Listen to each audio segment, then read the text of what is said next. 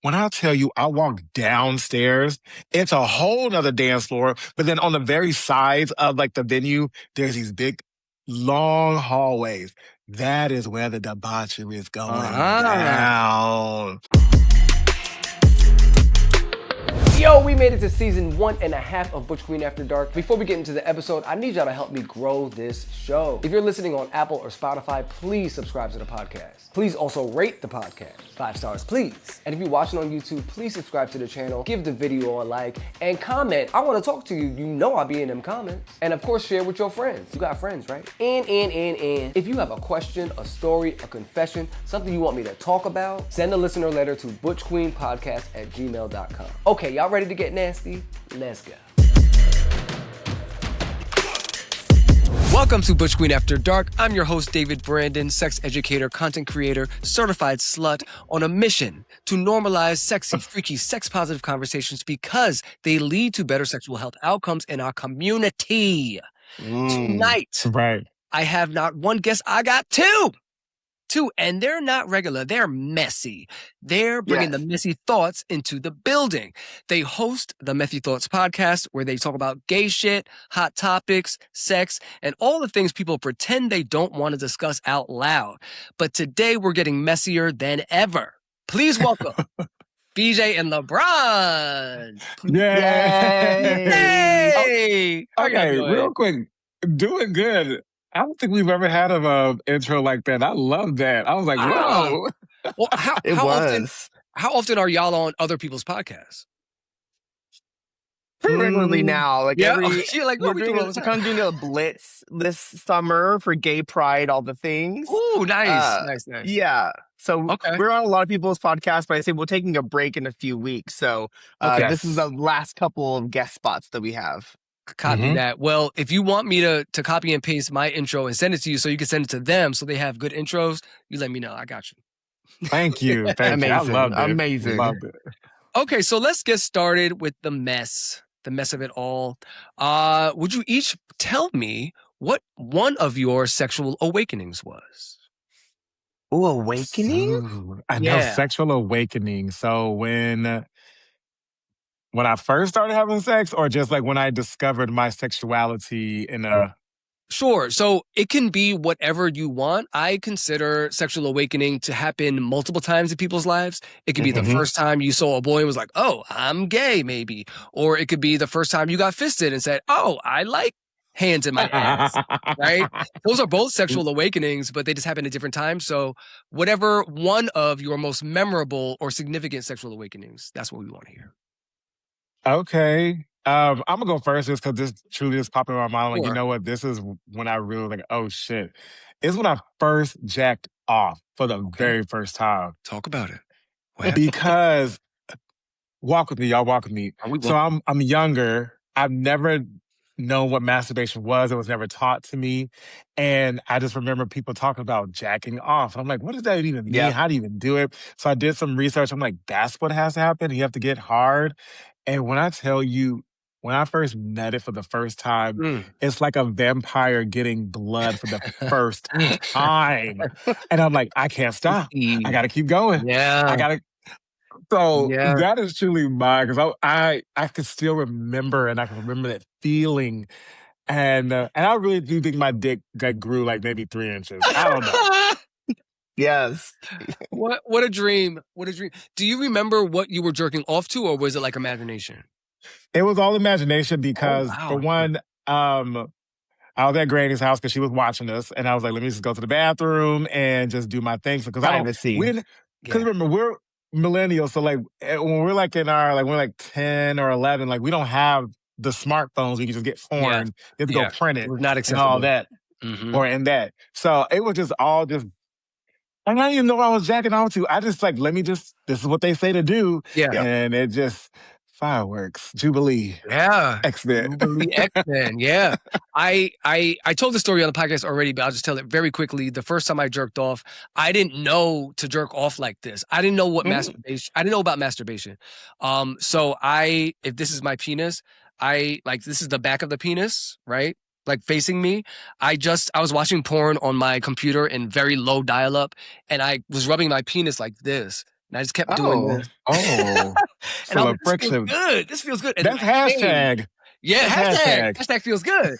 And I came and I was like, whoa, what the fuck was that? Oh my God. And then the second time I tried again immediately. I was like, I want that again. But this time I instinctively knew to do this, to like jerk my dick. And the rest is history. I've been jerking ever since.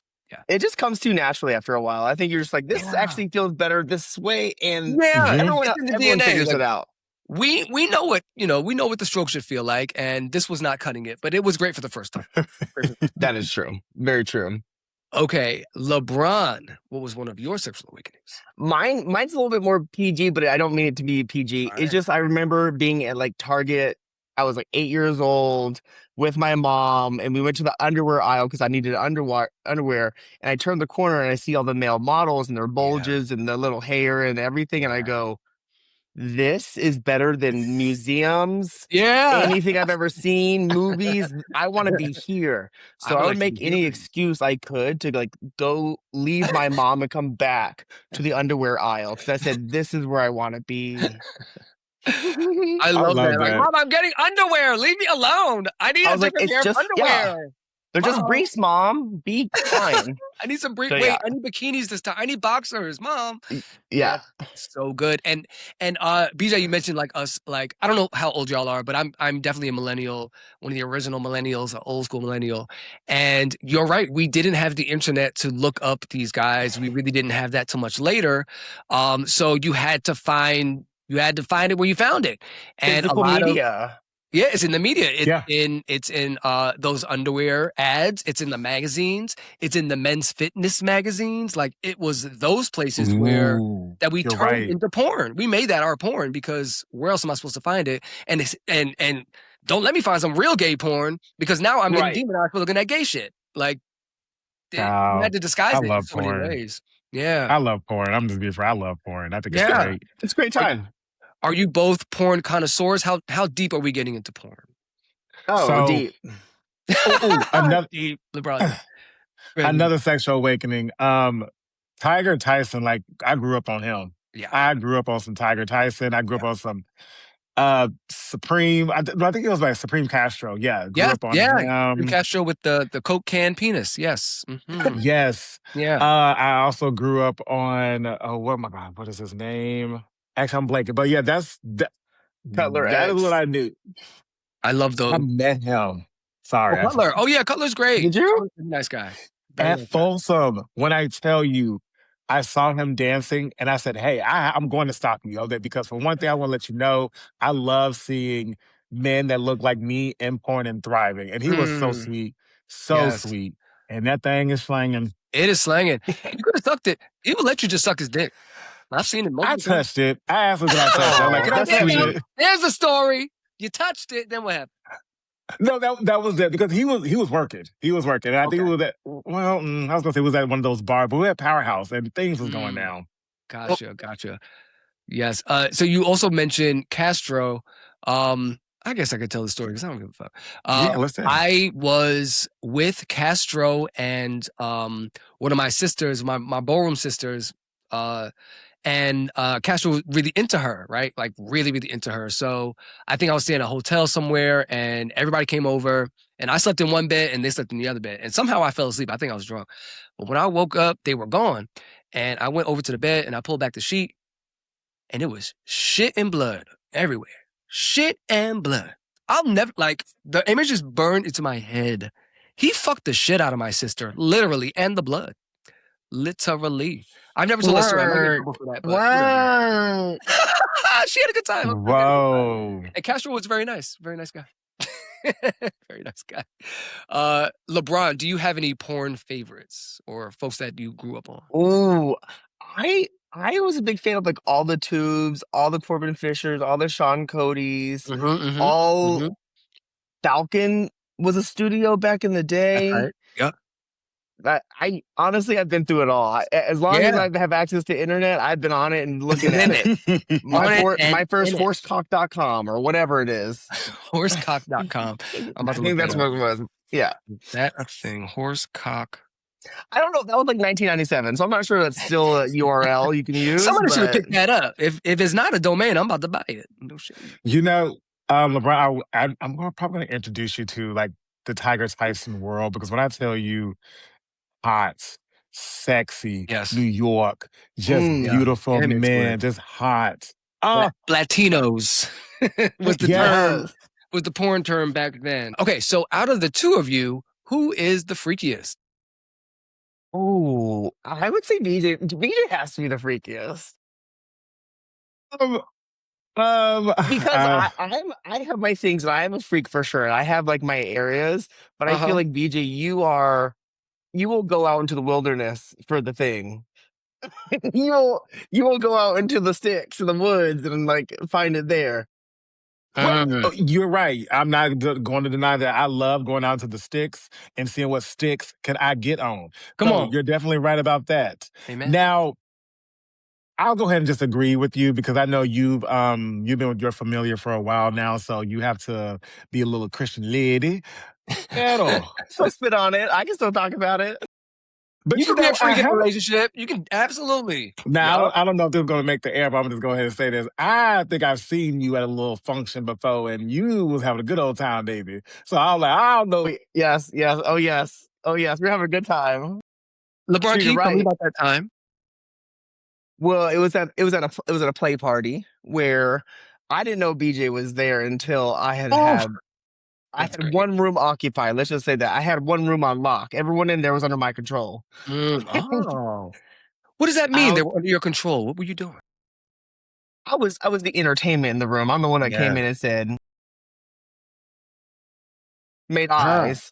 I had two people going at it and kind of doing the thing, and then BJ comes around the corner, and he's like, "Well, girl, when I walked through the door, I heard you. I was like, Lord Jesus." Oh, yeah, you can hear me from the jump. That is true. That's LeBron in the next room. But this is before he got with his man. That is make that very clear. Let's be clear. These are all the ancient stories, honey. This is for you, man. He loves you.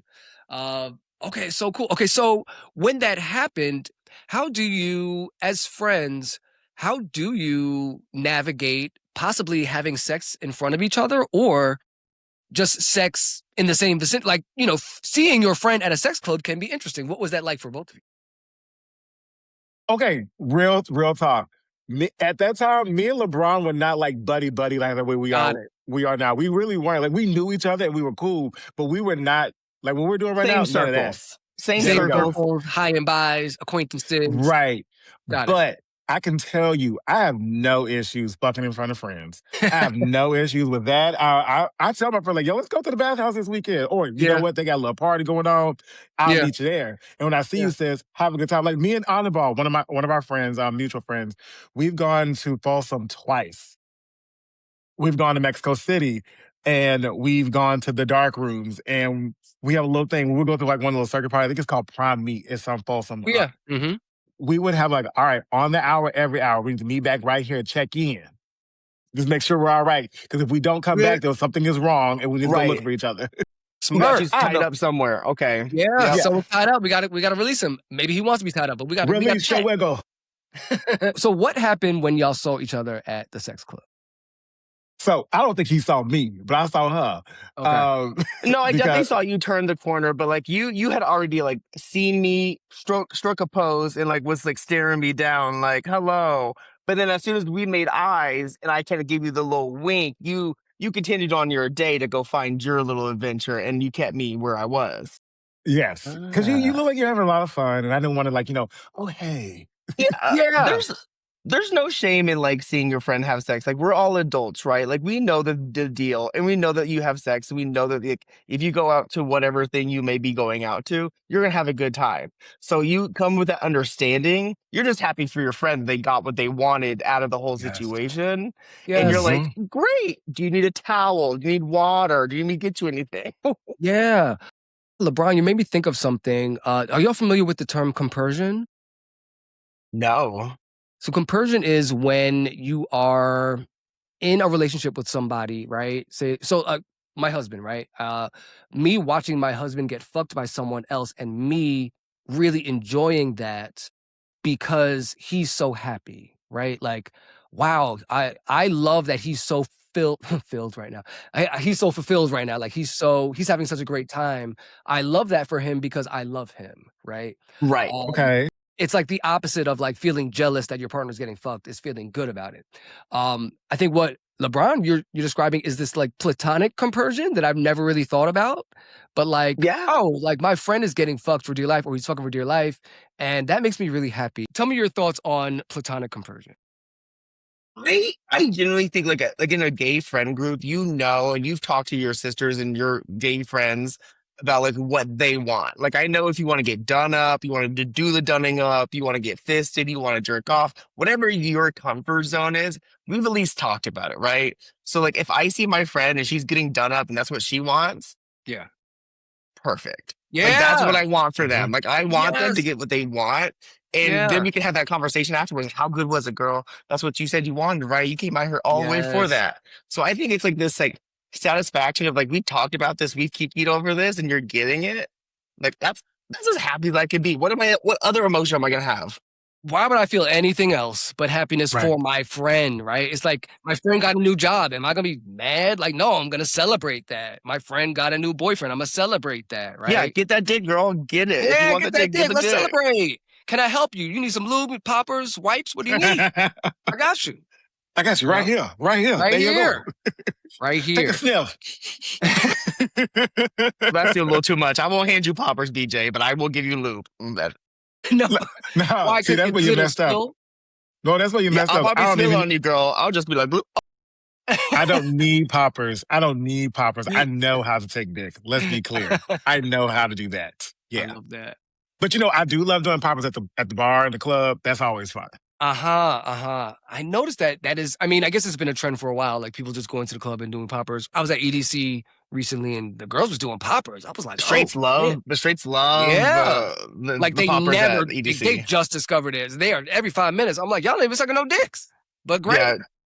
Don't have me have no poppers. I'll be. Yeah. Gulping it up. Yeah. Now, take me back to the beginning. So y'all said y'all weren't as close then. How did you get close and where did the podcast come from? Yeah, BJ was a friend of my friends and we would kind of go to their house every so often to watch Drag Race. And so like we would be at these things, but we weren't like really kiki that much until we realized we had a love for like Monet Exchange. Like I love Monet, he loved Monet, and we had so much to talk about since like we had that like common ground. Mm-hmm. And BJ, I don't want you would tell the rest of the story about me being loud and we don't have to get into that. It just for one thing, and we talked about this on our show as well.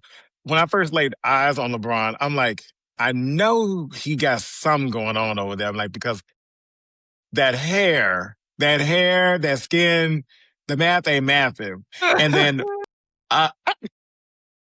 get that. So that was another bonding moment as well, just to be like, you know what, you a nigga, so let's just all be nigging together. Yeah. I love that. I often listen to your stories around like people trying to figure out your race. To me, you black to me. You look black as hell to me. Yeah, you black as hell. White people have no idea, so they say some crazy shit around me, and I'm like, what did you just say? Ooh, you must be catching them all the time. Ooh. Yeah, I've been at a few parties actually where like I was definitely in the wrong crowd, and I was like, "Oh, I gotta get out of here." Yeah, they're very free. Let's just say that in a quiet room with no one else. That's right. People don't think I'm black either. I'm like, oh. No, I'm just kidding. Where? What do you think you are? You said where? What do you think you are? No, I'm being funny. You're fine. They know. So y'all bonded over Drag Race, yeah? Yes. And Monet Exchange. Okay, then what happened next? And I think I'm just a loud and opinionated person to where like I will fight you about almost any opinion that I hold close. Like any pop star, anything in pop culture, anything like a court case or whatnot. I will yell until the night is over about that topic. Yeah. And I think, BJ, you just know that I'm an opinionated bitch. I think that's really it. Yes. Well, you may not remember this, but I remember this. Like when we after we bonded over Monet Exchange, me and you started hanging out periodically. I'm like, hey, let's remember we would go get boba. That's right. We would go get boba and drinks and just sit there and talk. I forgot about that. And just talk. And then I remember I've always wanted to do a podcast because I would say my mentors, Kid Fury and Crystal from The Read, Bob and Monet from Sibling Rivalry. To me, those are my mentors. And I'm like, I would love to do something like that. He was the first person that came to my mind. I'm like, oh yeah, I gotta do it with this guy. Like, cause he's funny, he's outrageous, he's crazy. We're polar opposites, but I think that's what makes it work. Absolutely. Oh yeah. I'm a little insane. I spread misinformation on our podcast. I just say things. I say remember the Alamo, and I try to trigger BJ whenever I can. It's a fulfilling time in my life to do this. When are your birthdays? I'm an Aquarius. See, January. See, I didn't ask that. That's not what I asked you. See, he don't listen. He don't listen. In January what? January 30th. Thank you. See, that no shade. That paints a very specific picture. Aquarius is different from January to February. And I need to know which one you are. And you're closer to Capricorn, and that's why you answered the question like that. See, I got you. History. Exactly. So we have one Aquarius, and BJ? My birthday is May 30th. I am a Gemini. I just had my birthday. Okay, May Gemini. Okay, you got a little Taurus. We're both 30. We're both 30 babies. Okay. Oh, and then it's a Gemini and Aquarius. Oh, that's good. Is it? Because we played this game. Well, we just recorded today as well. And when I tell you I failed the Zodiac test, I didn't know anything. I thought Cancer's was in December. You thought it was in December. I said, girl, no, it's coming up. Yeah. Maybe. Yeah. Next month. I got really into astrology in my 20s, and I just overstudied it and love it, but I haven't really visited in a while. Can I ask what your birthday is?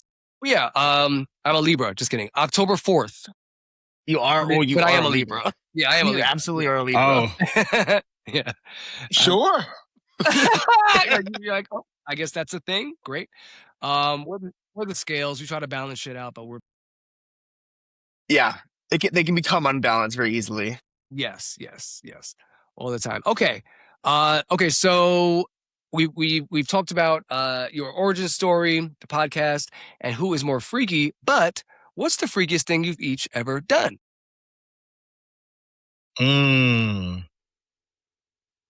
Okay.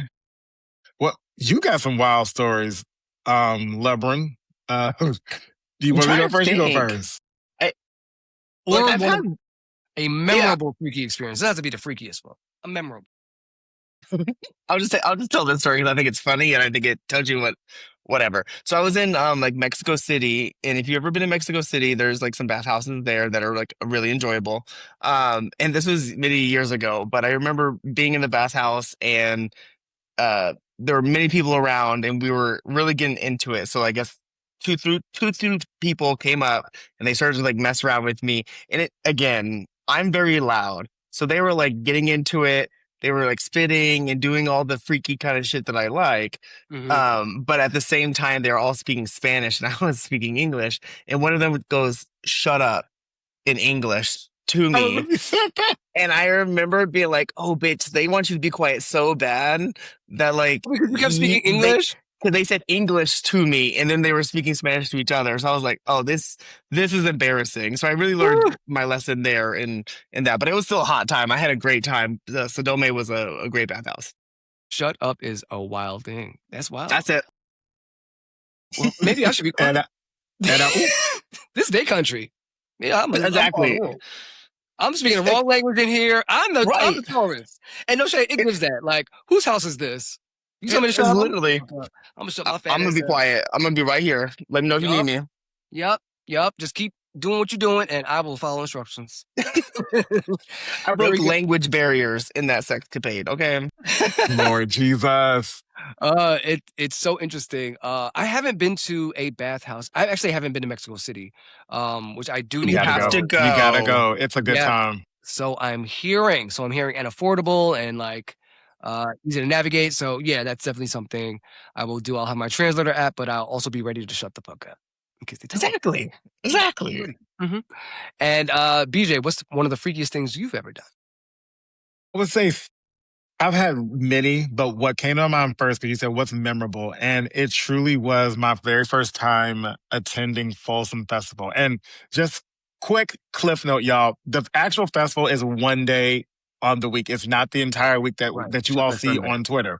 Mm-hmm. So this was actually at the Prime Meat Party, and so me and my friend went, and we're new to this, so we don't truly understand, like, what is the actual flow of everything. So we get to the party, we get to the gig, and we're on the first floor. We didn't know there was a basement. So we're like, okay, this is still fun. Like, people are dancing, this and that. And then, knowing me, I have to scope out what's going on. So I'm walking everywhere. And I'm like, oh, there's a downstairs. Baby, when I tell you I walked downstairs, it's a whole nother dance floor. But then on the very sides of, like, the venue, there's these big, long hallways. That is where the debauchery is going down. That is where the freaks come out at night. Okay. And when I tell you, I was like, I am at Toy Story, and let me get up in here and play with everything. So I remember, and it got really crowded. Like, it was so crowded. But anyway, this one guy was into me, and I was like, you know what? Yeah, let's do this. But this other guy, tall, I don't know what he was, but he was tall, and he just walked past me. And him and I got, like, the googly eyes with each other. Mm-hmm. All I know, he got right behind me. And the person who I was doing canoodling with, we just, thank you. Yeah. Thank you, I'm moving on, baby. I'm moving on. Baby, me and homeboy had a time. He threw my ass. He turned me everywhere but loose. Mm-hmm. Yeah. That was, oh, geez, I didn't give him a call. You know what? Make my mom. And girl, send him a text message. Let him know. Let's talk to him. I think I will. What's up? I sure will. But yeah, that was. You should call him as a guest in your podcast and see what he says. Gosh. That would be so fun. And where is he, so we can bring him either in the studio, and y'all can just get to it once I leave. Yeah, yeah. Well, he lives in San Francisco. He lives in San Francisco, so get him to call in. That'd be such a funny episode. And if you hate it, you won't post it. That's all. There you go. Real. Okay. Very good. Very good. Now, I mean, both of you seem to know a lot about bathhouses. Mm-hmm. What? I mean, you do. You've been talking about them for 20 minutes. Which is great. I love bathhouses, and I'm continuing to learn more and more about them. Mm-hmm. But what advice would you have for folks that are new to bathhouses, are scared? Like, what things should they do? What should they bring, expect? Ooh, because I was just that one. So, this is what I have in my little goodie bag. And do I have my little goodie bag? No, it's not here. Is it a fanny pack that you bring? What is in there? No, it's my blue Nike backpack. It's a little bitty one. Anyway, well, I tell people, wear shower shoes, have some soap in there so you can wash the body, have... it's a spa. It is a true spa that you can go in there, have your cell phone. But this is if you get a room. I'm always getting a room. Have something to charge your phone. Yes. That's necessary, baby. You have to get a room. We'll just stop right there real quick. Get a room. Spend the extra $50 and get a room. If it's your first time, thank you, girl, get a room. It's not that much more expensive than a locker. It's not that much more expensive. And if you don't have a room, you're going to be stuck by that locker looking for somewhere to like collect your thoughts and get your shit together. Exactly. After you get turned out, you need that safe space of like, okay, get out or go to your own space to be like, yes. You cannot be relaxed and go to bed. Let me tell you something. And sometimes it's cheaper to stay at the bathhouse at night than going to get in the hotel room. Okay? And let's talk about it. Let's talk about it. I tell folks all the time, you go into a city, most likely your plane arrives way before your hotel is ready. Yep. Go to the bathhouse for 6 hours and take a nap and take a shower and get your dick sucked and eat something and then go to your hotel. Or if you're going to a city for one night and you want to be freaking anyway, just go to the bathhouse. Like, and they're not everywhere. They're not everywhere, but like they're in most major cities. You can look them up. You can find them if you need to. And again, there's probably an elder gay as soon as you walk in. They can tell you what's going on in this place and what you should do. Yes. Don't forget the elder gays. Talk to them. They know a lot. Yes, they know what to do.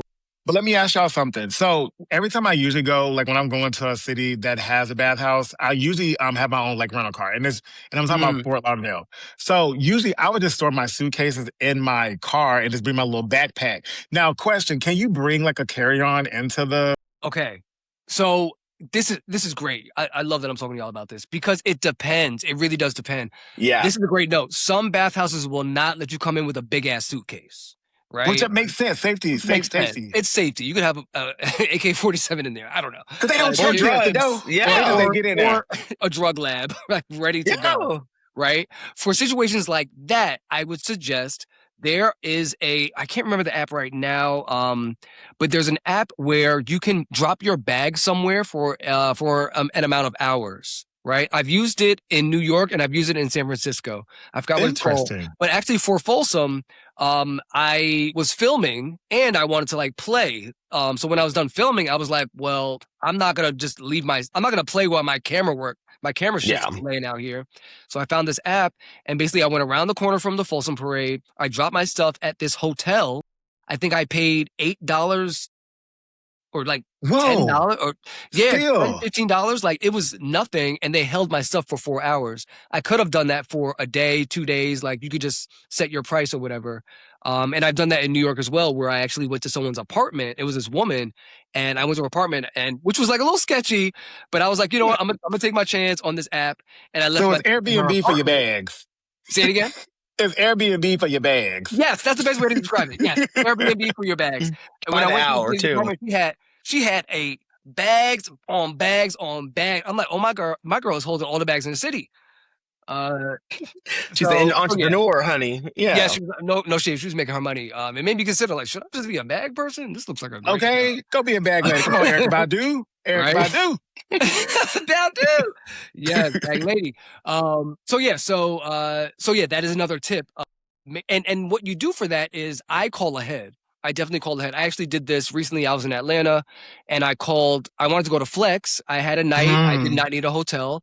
And I was like, okay, let me call him. And I said, can I bring a suitcase here? And he said, yes. And I said, oh. Nice. I said, oh, that's dangerous, but okay. That's amazing. Said no, can you fit that underneath the bed? Where do you put that? Yep. I was good to go. I had everything I needed. I can go have sex and then take a little nap. So, perfect. Yeah. Okay. What are some other tips y'all have? I mean, the attitude really does matter. Going into it, you're going to have anxiety. Yes. You're going to be like, oh, who's going to be there? Who's not? Stop all those thinking. Get inside. Get comfortable. Figure out what you like and what you're looking for. And then go on the hunt. Because I promise you, you're going to have so much more fun after you calm yourself down. And then just like be like, oh, this is a gay space and I can be myself and I can have sex and I can not have sex. I can do whatever I want. I can watch if I want. So I always tell people, like, I started going to bathhouses when I was like 18 here in Austin, Texas. There used to be one, but it's not here anymore.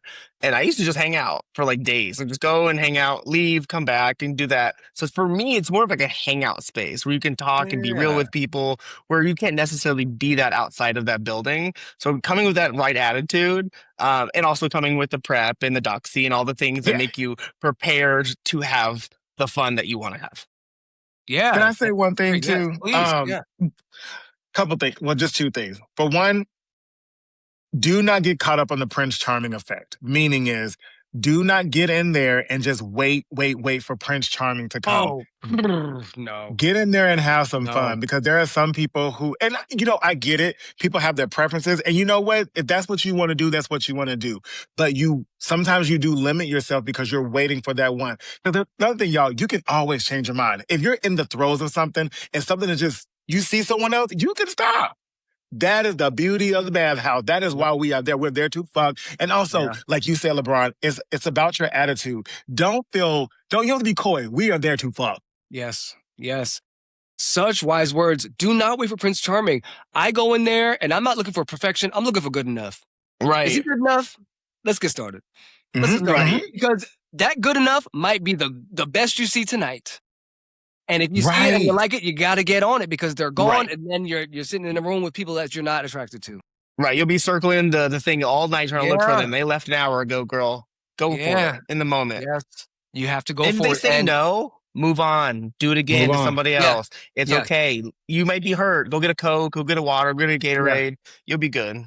You'll be all right. You'll be all right. Expect rejection. Expect rejection and expect to reject. I also expect to reject people, right? And the more I reject people, the more I'm actually comfortable with getting rejected. Because like when someone rejects me, I'm like, oh, well, I just did the same thing to someone. Okay. Yeah. Oh, that's fine.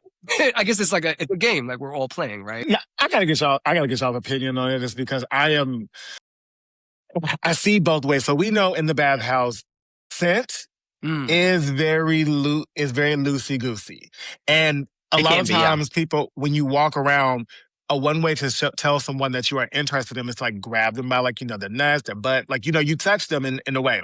One thing that I truly do not like is like for me, my style is if my hand is on my dick, like I have I'm covering it, or like, that is not an invitation to try and maneuver my hand away. Yes. Yeah.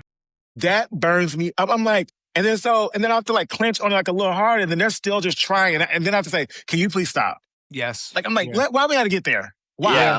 Yeah. Why do I gotta get verbal with you? You should know by all the signals that I don't want you touching me right. Yeah. Why is it your job to be the police? Like, you're not supposed to touch me. Why are you touching me? Exactly. Yeah, I do find that happens. Bottoms be hungry. And they want that dick, and they don't care that you're holding it. It's almost like they assume you're holding it, so you're like holding it for them. It's like, no, baby, like I'm holding it because I'm trying to get my heart on. I'm trying to get my shit ready. Like I'm, trying to get up. But people will do that, and consent can get very weird.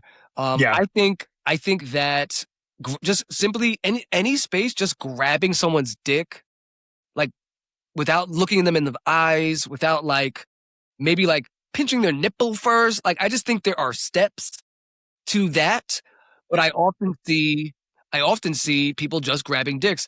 You will find at the bathhouse. And this is actually what gets me more comfortable with rejection, because I see it happening to this one person every time I go to a bathhouse or a sex party. Is that one guy that like everybody's lined up on the wall, right? And that one guy's coming by, he's just grabbing everybody's dick one by one, just one by one until someone tells him yes. Until someone tells him, but that guy doesn't give up. That guy is getting rejected 30 times in a row. He doesn't care. I don't like his method, but I admire that confidence. Yes, he's gonna be able to know what everyone feels like at the end of the night. He's got nerve. He's got nerve. Yeah. Yeah. Charisma, uniqueness, nerve, and talents. Yeah. Yeah, consent can get weird, but I just think being verbal is best if you can. Like, hey, can I touch your dick? Hey, can I suck your dick? I love people ask me that, and I love to say no. I'm not interested. No, thank you. Always thank you. No, thank you. Right? Always thank you. I love the manner. Always thank you. Always thank you. Suck my dick. No, thank you. No, but thank you, because to me, you made a big move coming over here asking me that.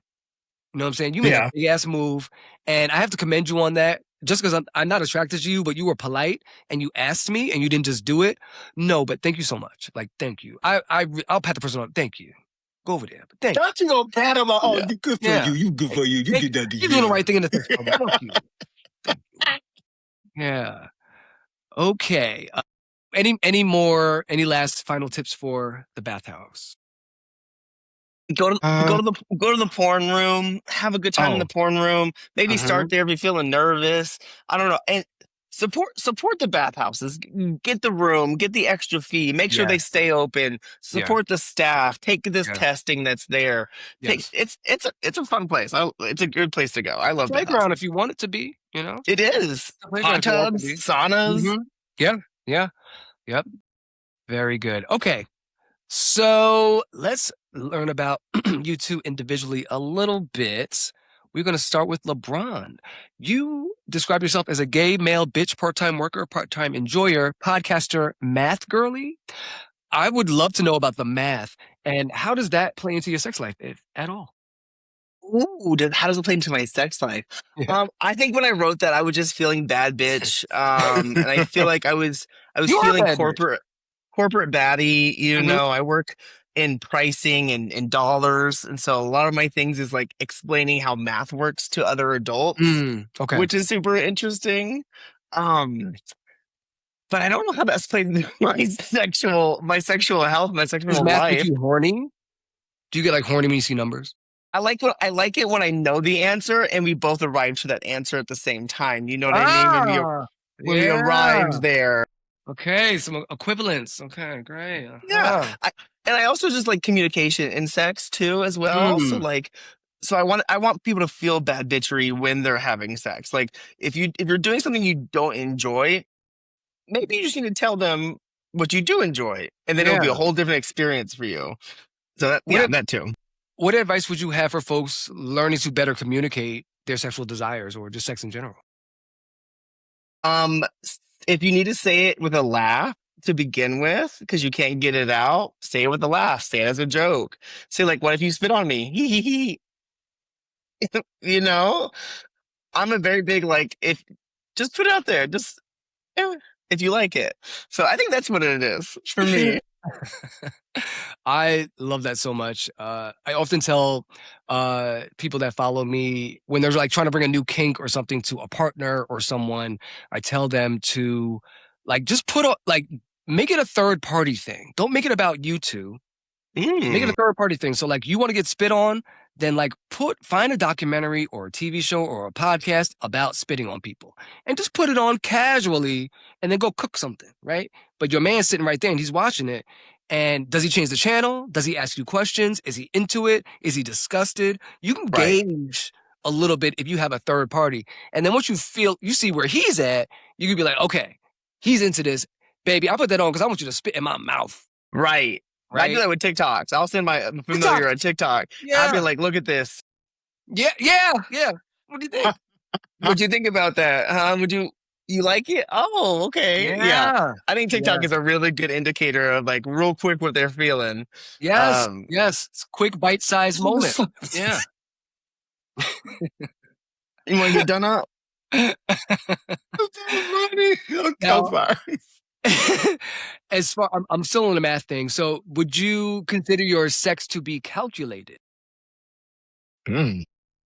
Calculated? No, I don't think my sex is calculated at all. I think I'm very selfish in bed, so I want my top to do what I want him to do, and then after that we're done. Like as soon as I get mine, see, bottom. Bottom. I think I should be a little bit more giving.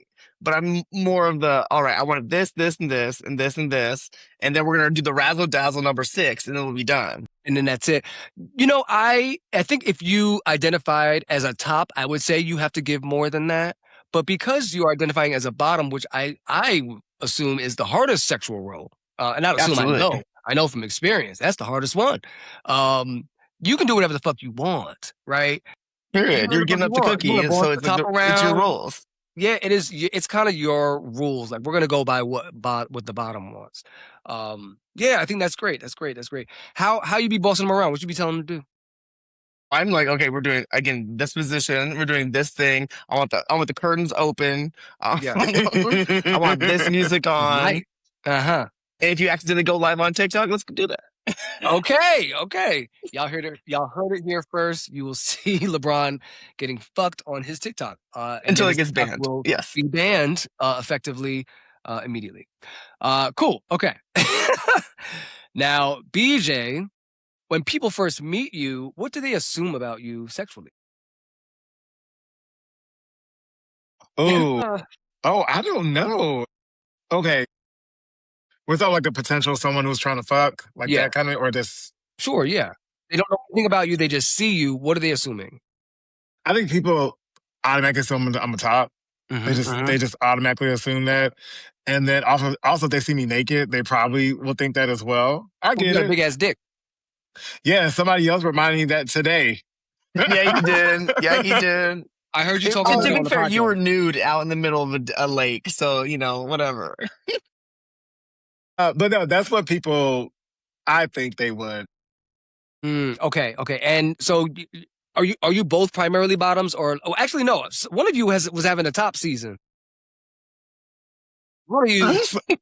No, I was having a bottom season, a bottom for a whole year, like exclusively. That's right. That was in 2025. Bound back to 2026 now. I'm busting nuts all up in them, and I love that. I'm back at it. Yeah. And I would say it's It's very interesting. And the reason why I did that is because living in here in Austin, people just, if you're Black, that's all they see is that you as a top. That's the only thing. And they don't want to do anything else. Like they never consider that you may want to do something else. So when people will hit you up on the apps, they never ask me like, are you interested or can I top you? It's always Bob. Even a top would hit me up to be like, hey, so you trying to give up some dick, Anyway.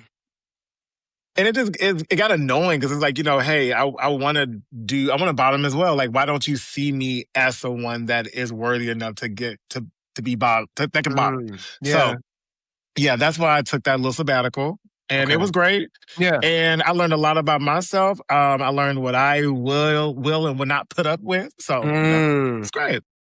You were topping for a year. Did it make you appreciate bottoming differently or more? No, I was bottoming exclusively for a year. Sorry.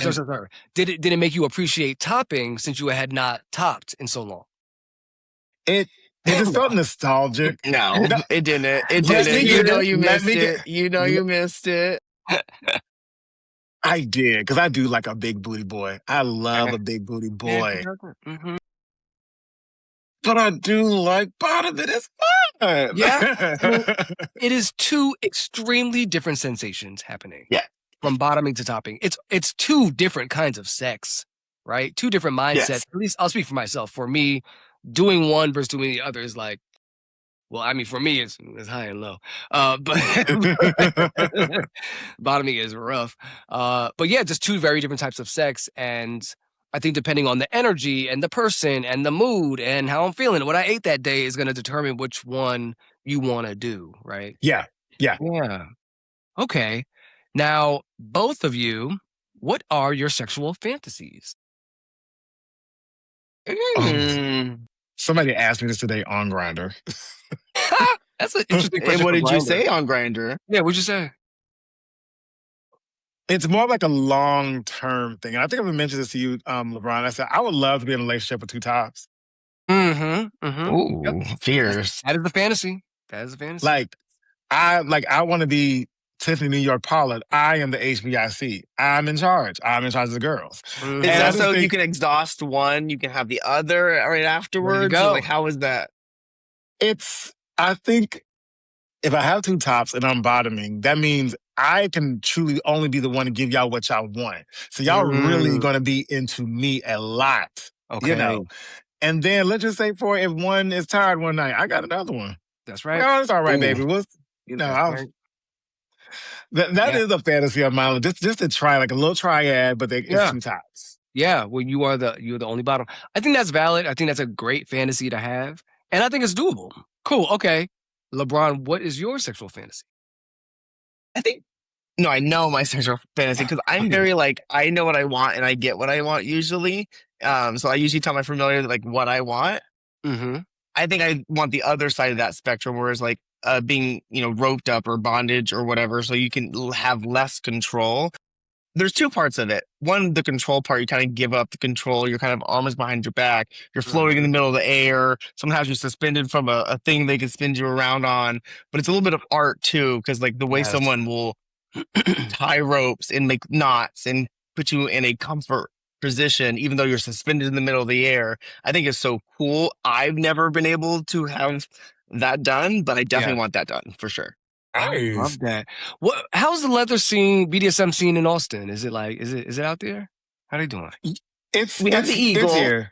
We have the Eagle. You got to start there. That's great. You got right. Okay. And we also have 3 years old at this point, right? At this point.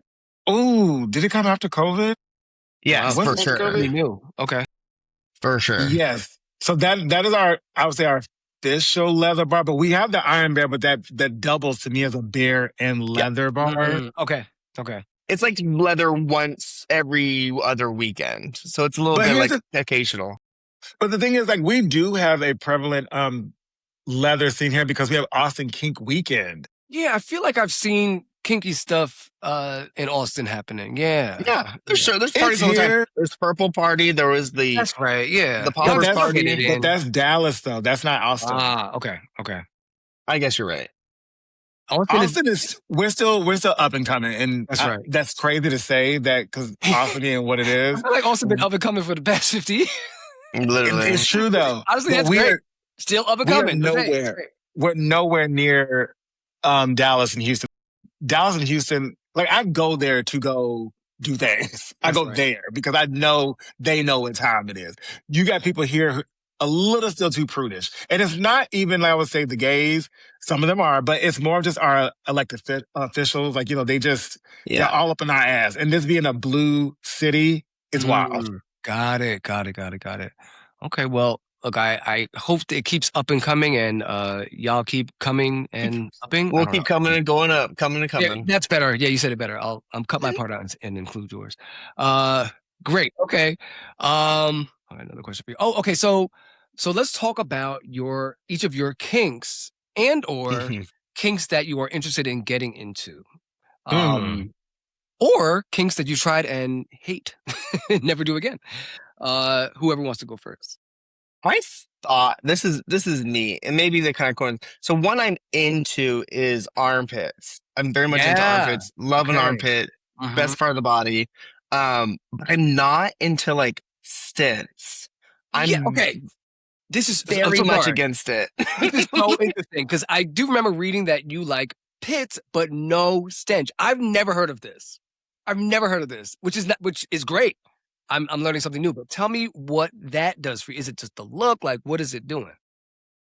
I think I went through a period like a couple years ago where I did enjoy like a stench, but I think I've kind of evolved to where I actually really love getting into the shower and getting out of the shower with my familiar. Like that's what I'm for. So I do like a armpit with a little bit of scent, but I don't like reeking. Like, you know how there's like, if you go to a bear bar on a specific night, you smell that smell, that will instantly turn me off and turn everything inside me off to where I don't want that. But hey, let's hop in the shower, let's get a little scrub so I know everything's clean, and then I can have a clean plate to enjoy my food with. You know what I mean? Okay. No, that makes perfect sense. You just want a washed natural scent, right? Correct. Yeah, just natural scent. Doesn't have to be a strong odor of anything. Let's just know it's all clean. I've definitely heard. I would prefer the same, right? I don't want guys are like, go work out at a gym and then come over. No, thank you. No, thank you. But like, if you like it, great. But I'm not into it. Yeah, right. We'll get into the shower when you get in, and then we can have a good time. But no. You ain't showering in my house. Go home. I'm showering wherever I want. I once thought I was really into pits. I really thought I was into it. And I liked the natural ones, but I was like, okay, I'm gonna go to this pit play party, right? Oh. And I went to this pit play party, and you walk in and it's like no. I was like, oh my God. I said, David, you're here. Like, you got to. It makes sense though. It's a pit party. Yeah, it's a pit party. What'd you expect? The girls ain't clean. So I was in there and I saw a guy I was attracted to. So I started messing with him. He's like sniffing my pits. And I have no hair under my arms. I don't shave. I just never do. Oh, I have a weird deformity. I think I have too much estrogen in my body or something. I don't know. I'm just kind of. But so like he's sniffing my pits, but there's not that much. Like my pits don't stink that much. Like they stink, but not a lot. So he's doing it to me, like he's into it, whatever. I go for him. I went, and I literally said, like I felt faint. It's terrible. I felt nauseous. I had to leave immediately. I had to get the fuck out of there. Because it's the body telling you the body's not where it needs to be. And it's a natural reaction to go, boo. Yeah. So, I totally get it. But what about natural, is it pheromones? Is that how you pronounce it? Pheromones? Yeah, pheromones. Because I have some friends that I like, they don't stink, but I know when they are in the room. Like I'm like, oh, so-and-so is here. Because I think people have their own scent to them. And I've just gotten used to it. Yeah. I understand that we're humans and all of us have scent. I understand that. And I'm fine with that. So your pheromones and your natural stuff, that's all good. It's just the extra that you may have accumulated since you left the house that I'm like, baby, some Dove soap and make that right and tight. Let's go. I'm not with the smells either, especially if you you need to wash between your thighs and stuff. No, I do not like that smell. Like when people come over for a hookup, I'm like, did you not remember what this was for? Like what's going on? Like, I kick people out. Yeah. Beat it. Yeah, you can go. You can go. Cause like we planned this. We planned it. Thank you. You were already home and hopefully you have running water and soap. So for you not to use that and come over here with all that makes me very It's crazy. Yeah. Unless it's organized. If you say that's what you're into and you want to come and get that, go for it. Right. But usually we're not calling for it. Okay, BJ, what is one of your kinks? I love I love cruising. I think cruising that is I can't say a lost art form because I know in other cities it's just much more happening. Like there are places here in Austin, which I do not disclose. I'm a gatekeeper of those because I do not need the police pulling up where I'm at. So people on like sniffies and things, I'm like, yo, I get it, but like we need to like do it if you know, and then just tell someone. But anyway, cruising to me is such a thrill because to me it's live grinder or live jacked or live sniffies because you see people in their raw form. They're not they may be under the sunlight or the moonlight, but there's no extra filter to make them gain or lose 20 pounds. Yes. You see them how they are. Right there, right now. Right there, right now. And it's just like that. And here's what's really wild. When I schedule a hookup when I'm topping, I kind of get in my head because I'm like, I have to perform and be ready for this bottom.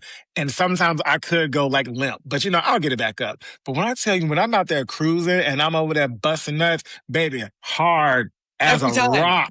Every time. I'm never limp.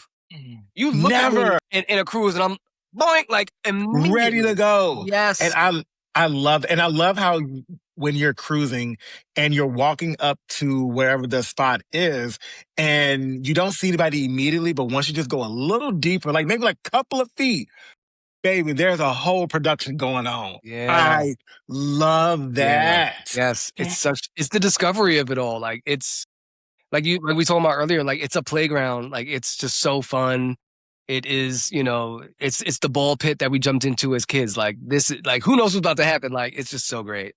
And you know what? I tried to go cruising in New York City at that one place. I'm not gonna say because I'm trying to keep gatekeep. At that one place, I couldn't find it. It's too big.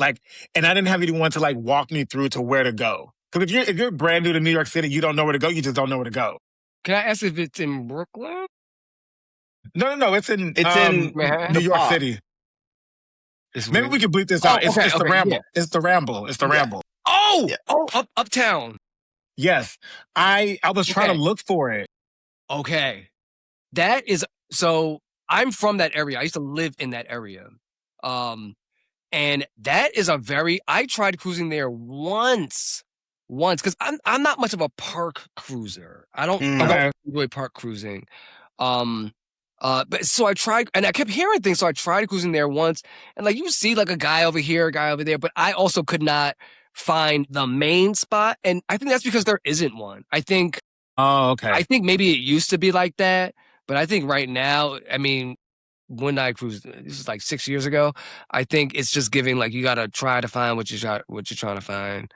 Okay. Yeah. Okay. I thought you were talking about, and this is not a thing anymore. So it's not gatekeeping. It's not gatekeeping, but Prospect Park in Brooklyn used to be a huge cruising spot where guys would, it was a meeting spot in the middle, this stone slab, it was a circle, and guys would circle jerk and watch a guy get fucked in the middle of this circle. I never went there, I just hear these stories all the time about that's great. Yeah. That's what I love. I love just you just walk up on somewhere and you just see the dudes just having a good time, whatever. And so, I do like to cruise, and I don't go cruising as much as I used to just because of the risk of everything. And you're right, going to parks to me even more riskier because you could get you can go to jail and be a sex offender, and I don't want to do that. We actually have a place here in Hippie Hollow. Well, Hippie Hollow is a clothing optional spot here in Austin. Yes. It's with the lake. Have you ever been there? Yeah. Have you ever been? Have you been there? But I heard y'all talking about it. So there on the gay side, if you go like up in the bushes and everything, that's where usually like a lot of people be playing. But when I tell you the Texas Rangers have been cracking down and you will go to jail. Yeah. So it's not worth it. Yeah. It's not worth it. Just get that man's number, go somewhere else, go somewhere private, and do your thing, because it's not like we are under attack already. And something like that, they can't wait to send you a black ass to jail. Yeah, they want more ammunition and be like, look, see all of these examples. These are doing. Yeah. Just go in the car, go to Airbnb, go to the house, where you gotta go. Go there. That's right. Okay, so we're coming down to the end, which makes me so sad. But I want to play a quick game with y'all.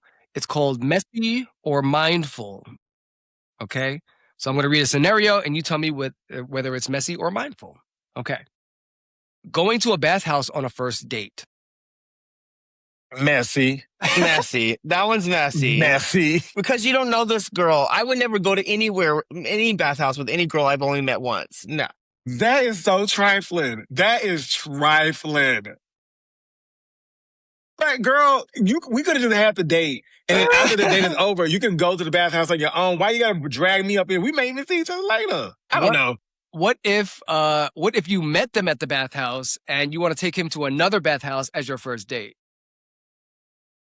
That's a second meeting, so that's a little bit more believable. Okay, I would still say like get a deluxe room, maybe. Get a deluxe room. Maybe talk a little bit in the deluxe room. Okay. I'm calling cap. No, I don't believe you. I think if you met because when you go to the bathhouse, you're not there looking for love most of the time. But if it happens, it happens. You could, but you ain't. You have to look for dick. You have to look for ass. You have to look for piss or whatever floats your boat. Okay? What I'm saying is, when I go to the bathhouse, I'm there to get something that I need. Now, if we meet each other there and we hit it off, and you want to start something, all right. We're still whores, but let's go and try to do something a little different. Because if I go to the bathhouse, I mean, you're not interested in me truly. You're just This is a date. That's just me. This is a date. Yes, girl. Sorry, it's a little incongruent. If a math reference, incongruent. Incongruent. Yeah, two different. There you go. There you go. Math, a little bit. Okay. Asking someone what they're into before you meet up with them. Oh, mindful. Mindful. First off, you should be asking people what they're into, and you should also follow that with, what are you not into? Yes, any turnoffs that you have, right? Yeah, why is that important? Well, for me, and I'm very vocal about this to the men's, I do not like to be face fucked. Don't do it. Don't try it. My name is BJ. My name is BJ for a reason. I don't need any help. Just like Monique said, I don't need any help. I know what I'm doing. So you just sit back and relax. And it also, it's a boundary. Because it's like, hey, this makes me uncomfortable, and I don't want to be uncomfortable during sex. Yeah. What do you think, LeBron? Yeah, that's great. No, you have to let someone know, again, communication. You have to let someone know what you want them to do to you. But to BJ's point, you also need to know, like, I'm not into these things. Yeah. Or if you even get in the hint, like, oh, maybe this person has, body odor or is into things that are more extreme than I'm ready for. You have to be like, hey, I see that you do these things. I'm not comfortable with that at this current moment. So these are the things I am ready for. I like to be comfortable when I have sex. I don't like to be anxiety. Yes. I don't like to have things I don't like doing. Mm-hmm. I like to be in very much, I'm in a good place. And so that's where I like to keep it. I love that. I love that. And this is something I don't do. I don't usually tell people my turnoffs, but that's why I'm always deep throating someone's dick when I don't want to. Someone's always trying to shove their dick down my throat. And I'm like, I don't want. I just need to start like, hey, my name's David and I don't deep throat. And question, David, do you already have like, cause I already have like in my little notes app on my phone, like when people ask me what I'm into, I just copy and paste. What you do is go ahead and do but this is what I'm not into, and put that in caps, not into. So that way they know this is a difference. I love that. Yeah. It saves time. I tell people when I teach my sex ed classes a couple times a month at my job, and I tell folks, like, you got to have your menu ready. What's on your menu? You need to invest in making a menu, right? What is on the menu? What's the appetizer? What's the starter? What's the dessert? Like, make a menu, make it fun. Use Canva, like make it cute. Canva, use Canva as a menu. A menu. And then when it's time for people to ask you what you're into, you have your menu ready. Here are the things on the menu. But what you're saying is, also, here's the things that are not in the menu. Okay. Right. Correct. No shade. Yes. Here's what we will do. Here's what we will not.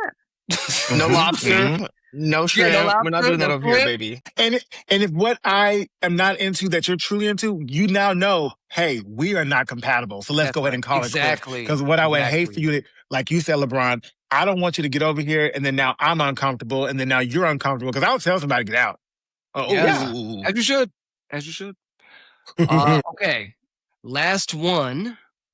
Wanting to be dominated, but refusing to say your boundaries.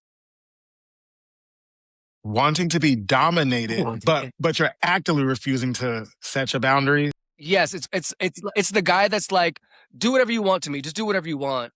Well, what do you want? Whatever you want. It's messy. That's messy. That's definitely messy because you're not speaking up for yourself. So there's a 360 degrees this can go in, and it's probably not going to land on the one that's going to pickle you or tickle your pickle in the way that you want it to. And I don't know, maybe it's just me because in my 20s, I definitely did that. I put myself in situations I didn't want to be in, didn't want to, but still went through with it because I was like, hey, we drove over here. We're ready. We're going to go ahead and do this. Yeah. But definitely in my elder age, I'm like, I don't want to be here. Bye. Yeah. Couldn't agree more. And I think it goes back to you also need to let people know what you are not into. And then so when people say like, just do whatever you want. No, I usually say, you know what, we're not meant to be together because I don't like that. I need to know what you do and do not like. Because for one, I am a pleaser. And if you're trying to please me, that's not going to work for me as well. Yeah. I'm trying to please you. You want to please me. Who's pleased? Like, please. Right. Tell me. Like this one guy who I used to date a long time ago, in his previous relationship, his partner was just very selfish. And so he would never truly like get his needs met. And so I remember I have to truly help do that unwiring. I'm like, we would have to like stop and like, tell me what you want. You're not going to make me upset. I'm not going to leave you. It's okay. Tell me what you want. Yeah. I have to nurture that. And so, Yeah, no, wise words spoken. I see it often with subs, right? Subs will just be like, do whatever you want. Like, I don't care. And it's like, no, girl, I need you to care because this is your body, right? And saying do whatever you want or anything goes or like, I'll do whatever. Like, you don't understand how far people's minds go when it comes to that, right? Like, I'll do whatever. Okay, well, I'm going to go ahead and stick this thing up your butt and twist it around. Like, you said anything, right? Like, people get freaky out here and levels of freak go beyond what a lot of people can comprehend. So it's to know exactly what you want, what you don't want, what you're willing to try. There you go. Or you're not willing to try at all, right? Because some things we haven't done before. And you can try new things, right? You can be open to new things. If you don't know that you like them, maybe say, I don't know if I like this or not. If you're comfortable with doing this, let's explore it. If not, then let's not. But the girls do have to learn how to communicate out here. We can't just be popping and locking it without talking. You can't be popping and locking without talking. Period. Hey, that's very millennial to say, but yes. That was great because with that, we got to end. That was the perfect ending. Y'all heard it. Y'all, thank you so much. This was great.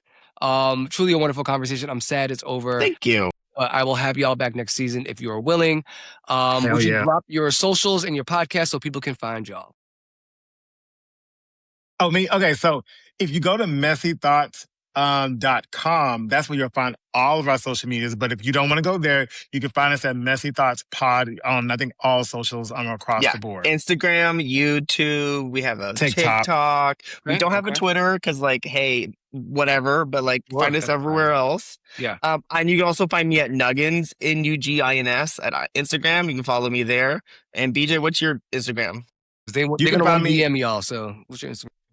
You can find me at Snaps for BJ. So Snaps, the number 4, BJ. Snaps for BJ. Period. BJ is for blowjob. With that, not Facebook. Thank y'all so much. And thanks for tuning in to Butch Queen After Dark. We'll see you next week. Thank you, Butch Bye, Queen. y'all. Thank you for watching and or listening to Butch Queen After Dark. Again, if you enjoyed this episode, please like, rate, subscribe, do all the things. We try to make this show grow. And send your listener letters to butchqueenpodcast@gmail.com. Until next time, stay curious, stay safe, stay nasty, and stay after dark.